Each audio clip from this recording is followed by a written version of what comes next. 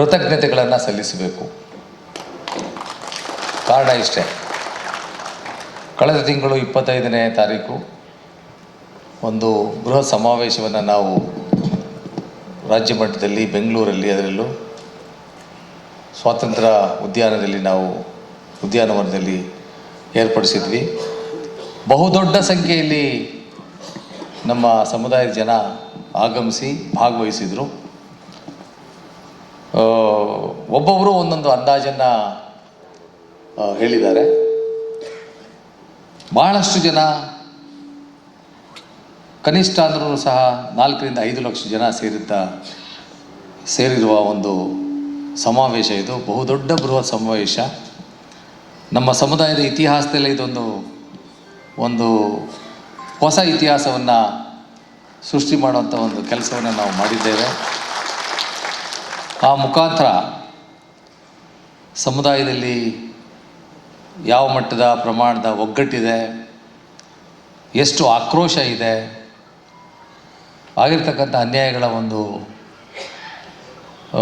ಬಗ್ಗೆ ಎಷ್ಟು ಸಿಟ್ಟಿದೆ ಅನ್ನೋದನ್ನ ಇದನ್ನು ಚೆನ್ನಾಗಿ ಅವತ್ತು ನೀವು ದೃಢಪಡಿಸಿದ್ದೀರಾ, ತೋರಿಸಿದ್ದೀರಾ, ಡೆಮಾನ್ಸ್ಟ್ರೇಟ್ ಮಾಡಿದ್ದೀರಾ. ಇನ್ನೊಮ್ಮೆ ನಿಮ್ಮೆಲ್ಲರಿಗೂ ಸಹ ಕೃತಜ್ಞತೆಗಳು. ಅದು ಎಷ್ಟು ಶಿಸ್ತುಬದ್ಧವಾಗಿತ್ತು ಅಂತ ಹೇಳೋದಾದರೆ, ನನಗೆ ಜ್ಞಾಪಕ ಬಂದದ್ದು ಧರ್ಮ ಪರಿವರ್ತನಾ ದಿನ ನಾಗ್ಪುರಲ್ಲಿ ನಡೆಯುತ್ತಲ್ಲ, ಅಲ್ಲಿನ ಶಿಸ್ತು, ಸಂಯಮ ನನಗೆ ಅಲ್ಲಿ ಸಂಪೂರ್ಣವಾಗಿ ಕಂಡು ಬಂತು. ಯಾರೂ ಸಹ ಅಸಭ್ಯವಾಗಿ ವರ್ತಿಸಲಿಲ್ಲ. ಯಾರೂ ಸಹ ಧೂಮಪಾನ ಮಾಡಿದಂಥ ಒಂದು ಪ್ರಕರಣವನ್ನು ನಾವು ನೋಡಲಿಲ್ಲ ನಾವು. ಯಾರೂ ಸಹ ಪಾನಮತ್ತರಾಗಿರಲಿಲ್ಲ.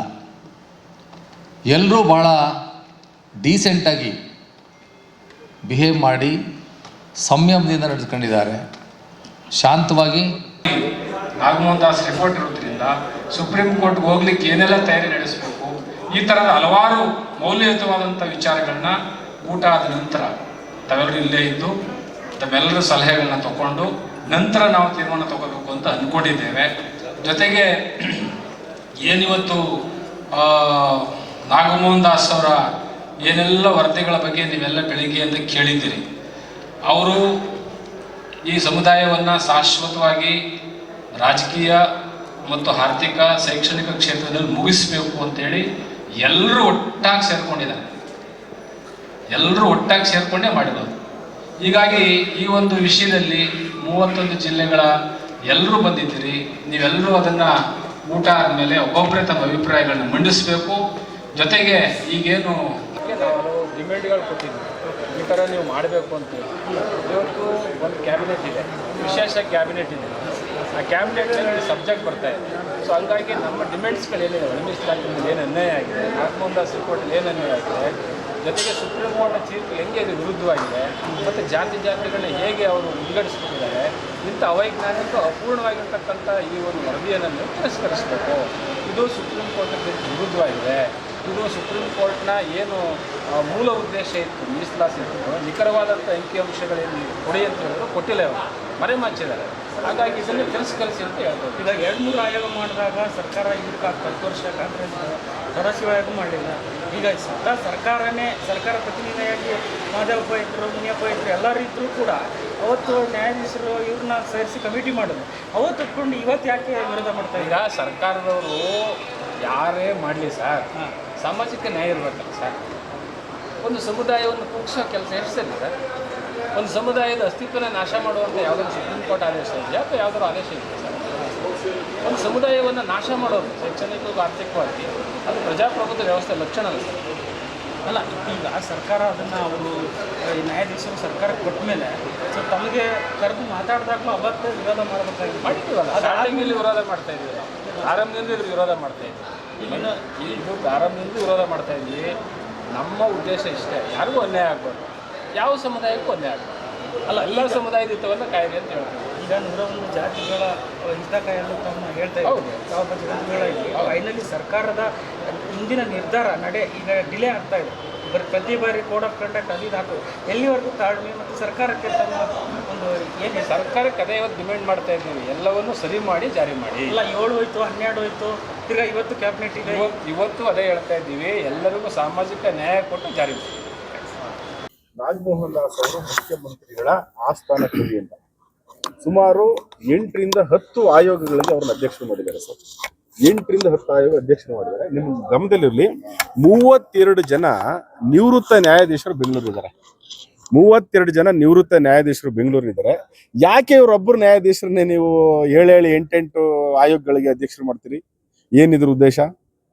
ಇರಿಗೇಷನ್ ಇವರೇ ಅಧ್ಯಕ್ಷರು, ಒಳ ಮೀಸಲಾತಿಗೆ ಇವರೇ ಅಧ್ಯಕ್ಷರು, 40% ಕಮಿಷನ್ ಇವರೇ ಅಧ್ಯಕ್ಷರು, ಕೋವಿಡ್ನಲ್ಲಿ ನಡೆದಿರ್ತಕ್ಕಂಥ ತನಿಖೆ ಮಾಡೋಕ್ಕೆ ಇವರೇ ಅಧ್ಯಕ್ಷರು 40%ಗೆ. ನಾನು ಹೇಳೋದು 32 ಜಡ್ಜ್ಗಳು ರಿಟೈರ್ಡ್ ಆಗಿದ್ದಾರೆ ಅಂತ ಮಾಹಿತಿ. ಯಾಕೆ ನೀವು ಯಾರಿಗೂ ಕೊಡೋಕ್ಕಾಗಲ್ಲ?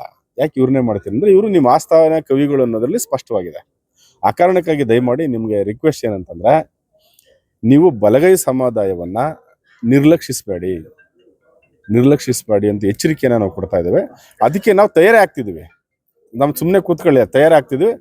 ಇನ್ನೊಂದು ಭಾಳ ಸ್ಪಷ್ಟವಾಗಿ, ರಕ್ತಪಾತ ಆದರೂ ಸರಿನೇ ನಾವು ಒಳ ಮೀಸಲಾತಿಯನ್ನು ಜಾರಿಯಾಗಿ ಬಿಡಲ್ಲ, ಯಾವುದೇ ಕಾರಣಕ್ಕೂ ಬಿಡಲ್ಲ. ಒಳ ಮೀಸಲಾತಿ ಜಾರಿ ಹಾಕಿ ನಾವು ಬಿಡೋದೇ ಇಲ್ಲ. ಇದಂತೂ ಶತ್ಸಿದ್ಧ.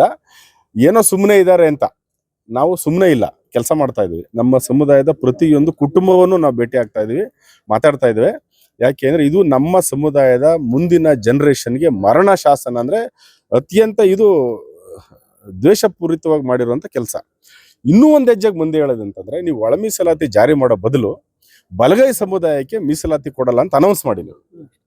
ನಿಮಗೆ ಮೀಸಲಾತಿ ಕೊಡಲ್ಲ ರೀ, ಏನ್ ಮಾಡ್ಕೊತೀರ ಮಾಡ್ಕೊಳ್ಳಿ ಅಂದ್ರೆ ನಿಮಗೆ ತಾಕತ್ತಿದ್ರೆ ಅನೌನ್ಸ್ ಮಾಡಿ ಅಂತ ರಾಜ್ಯದ ಮುಖ್ಯಮಂತ್ರಿಗಳಿಗೆ, ಎಲ್ಲ ಸಚಿವರಿಗೆ ನಾವು ಹೇಳಕ್ ಬಯಸ್ತೀವಿ. ನೀವು ಡಿಸೈಡ್ ಮಾಡ್ರಿ, ಬಲಗೈ ಸಮುದಾಯರಿಗೆ ನಾವು ಮೀಸಲಾತಿ ಕೊಡಲ್ಲ ಅಂತ ಡಿಸೈಡ್ ಮಾಡಿ. ನೀವು ಮಾತೆತ್ತಿದ್ರೆ ಸಾಮಾಜಿಕ ನ್ಯಾಯ ಅಂತೀರಿ, ಈಚೆಗೆ ಬಟ್ಟೆ ಹಾಕೊಂಡು ಈಚೆಗೆ ಬಂದ್ರೆ ಸಾಕು ಸಾಮಾಜಿಕ ನ್ಯಾಯ, ಮೈಕ್ ಸಿಕ್ಕಿದ್ರೆ ಸಾಕು ನಾವು ಸಂವಿಧಾನ ಪರ. ಆಯ್ತಾ?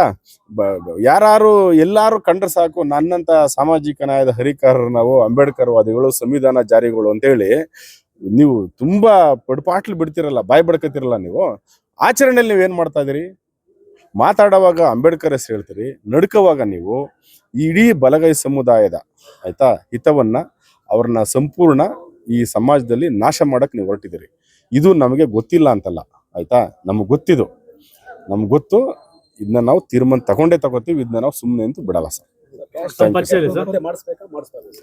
ಕ್ಯಾಸ್ಟ್ ಸರ್ಟಿಫಿಕೇಟ್ ನ ನೀವು ಹೊಸ ಕ್ಯಾಸ್ಟ್ ಸರ್ಟಿಫಿಕೇಟ್ ಏನ್ ಮಾಡಿದಿರಿ ಅದನ್ನ ಎಲ್ರು ಮಾಡಿಸ್ಕೊಳ್ಳಿಲ್ಲ. ಇನ್ನ ನೀವು ಎಲ್ರು ಮಾಡಿಸ್ಕೊಳ್ಳೋ ತನಕ ನೀವು ಹಳೆ ಕ್ಯಾಸ್ಟ್ ಸರ್ಟಿಫಿಕೇಟ್ ನ ಪರಿಗಣನೆ ಮಾಡಕ್ ಅವಕಾಶ ಕೊಡಿ. ಈಗ ಬೆಂಗಳೂರಲ್ಲಿ ಇರೋರು, ಸುತ್ತಮುತ್ತ ಇರೋರು, ತಿಳುವಳಿಕೆ ಇರೋರು ಮಾಡಿಸ್ಕೊತಾರೆ. ಹಳ್ಳಿಲಿ ಇರೋರು ಜನಕ್ಕೆ ಏನ್ ಅರ್ಥ ಆಗತ್ತೆ? ಇದು ಸಿಸ್ಟಮ್ಗೆ ಹೋಗ್ಬೇಕು ನೀವು. ಮತ್ತೆ ಅದ್ ಏನ್ ಮಾಡಿದಾರೆ, 500 ರೂಪಾಯಿ ಪೇಪರ್ ತಕೊಂಡು, ಬಾಂಡ್ ಪೇಪರ್ ತಕೊಂಡು ಅಫಿಡೇಟ್ ಮಾಡಬೇಕು. ಆಮೇಲೆ ಅದನ್ನ ಆನ್ಲೈನ್ ಅಪ್ಲೈ ಮಾಡಬೇಕು, ನೋಟ್ರಿ ಮಾಡಬೇಕು. ಅದಾದ್ಮೇಲೆ revenue inspector, taluk office, AC ಗಂಟ ಹೋಗಿ ಬರ್ಬೇಕಿದು. ಇದೆಲ್ಲವನ್ನು ಮಾಡಕ್ ಆಗ್ತಿಲ್ಲ. ಹಂಗಾಗಿ ಹಳೇದ್ನು ಪರಿಗಣಿಸಿ ಅಂತ ರಿಕ್ವೆಸ್ಟ್ ಮಾಡಿದ್ವಿ ನಾವು. ಸರ್, ನಾನು ಶಿವಣ್ಣ ಅಂತ, ಬಲಗೈ ಸಮುದಾಯಗಳ ಒಕ್ಕೂಟದ ಪ್ರಮುಖರಲ್ಲಿ ನಾನು ಒಬ್ಬ ಸರ್.